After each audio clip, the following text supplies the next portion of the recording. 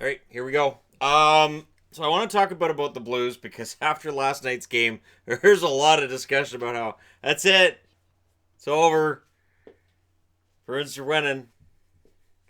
I've watched these Blues the whole playoffs. It's not that simple.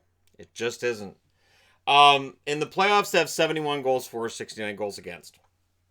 They are a team that plays very close games, which means that Blues fans haven't really had a chance to enjoy themselves very much in between heart attacks, panic attacks, and crap, we lost that game kind of feelings. During the regular season, they were 24, 15, and 2 at home. They were 21, 3, and 7 on the road.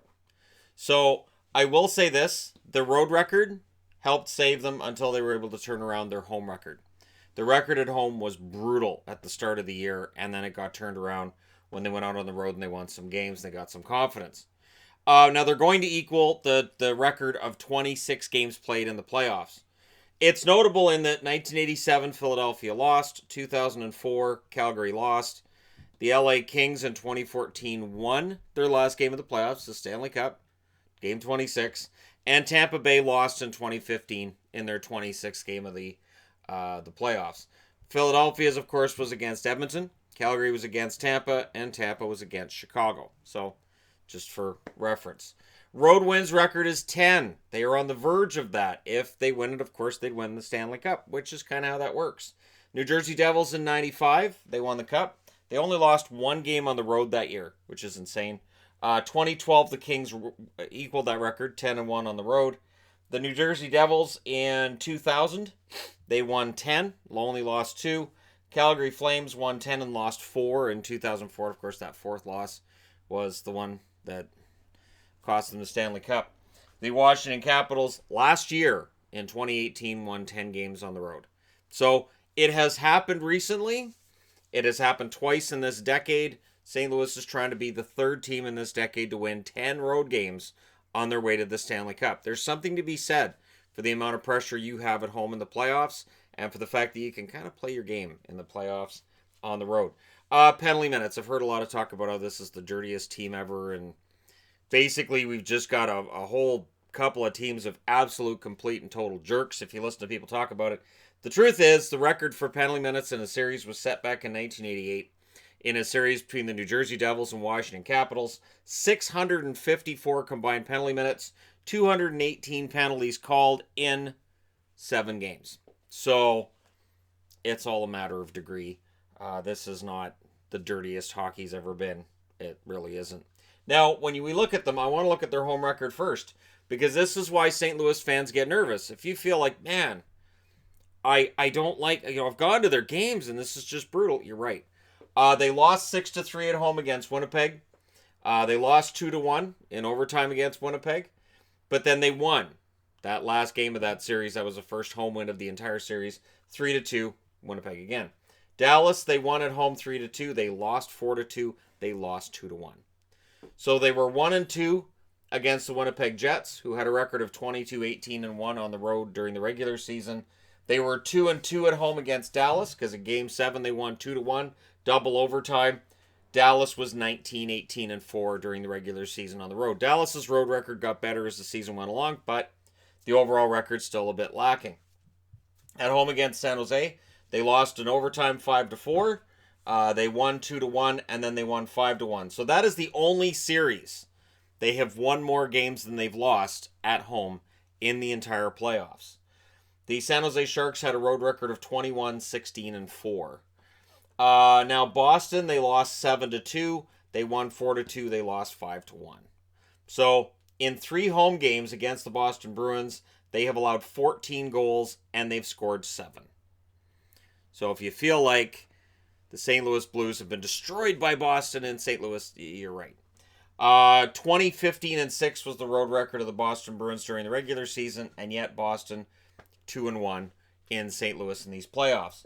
So St. Louis has been below 500 twice, at 500 once, and above 500 once in series in these playoffs to finish with a home record in these playoffs of 6 wins and 7 losses in 13 games.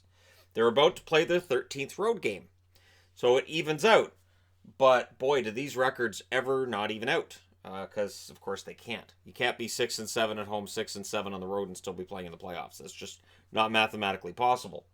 On the road, they won 2-1 in Winnipeg. They won 4-3 in Winnipeg, and they won 3-2 in Winnipeg to go 3-0 in Winnipeg. A Jets team that was 25-12-4 at home during the regular season. The Jets at home were fantastic. Couldn't get anything going against St. Louis in round 1. Round 2 in Dallas. They won 4-3 in Dallas. They lost 4-2, and then they won 4-1. So they went 2-1 in Dallas. 24-14-3 was Dallas's home record during the regular season. And round 3 against San Jose, famously they lost game 1 6-3, and everybody's like, "That's it. St. Louis has met their match. This is the team that's better than St. Louis. They're gonna kill them." And then they won 4-2 in San Jose, and the next game they won 5-0 in San Jose. They finished 2-1 in San Jose. San Jose, a team that was 25-11-5 at home during the regular season. Now Boston. They lost the first game in Boston 4-2. They won the next game in overtime 3-2. They won in Boston 2-1. They haven't had a lopsided victory like they had with San Jose. They were all tight games against Dallas and Winnipeg, but they won 5 out of 6. And they've won 2 out of 3 against Boston in Boston. Boston was 29-9-3 at home during the regular season. Fantastic at home. Nice long winning streak in there amongst it. But St. Louis is 9-3 on the road in these playoffs. This is why it is really a tale of two cities. You have them at home and then wherever they're playing, whoever they're playing. They are a much better road team than they are at home. They've allowed 4 or more at home 5 times. All of them losses. On the road, they've allowed 4 or more 3 times. Those were all losses as well. They've won by 2 or more goals at home twice. They've won by 2 or more goals on the road 3 times. They do not make it easy on their fans. That means out of 15 games, they've won by 2 or more goals 5. So the other 10, 1 goal wins. They don't let their fans breathe. St. Louis has made it dramatic, and if it's one-sided, it's probably a loss. In all honesty, it's probably a loss. With the exception of that 5-1 win over San Jose and the 5-0 win over San Jose, they actually, in the playoffs, have scored 61 goals and allowed 68. So they don't usually fare well if it's a really out-of-control, high-scoring game. They need it to be a tight defensive game, 1-1 going into the third kind of thing. After allowing 4 or more goals in these playoffs, and I double-checked these numbers, by my count, they are 5 wins and 2 losses after they've allowed 4 or more goals in a game in these playoffs. And Game 8 is incoming.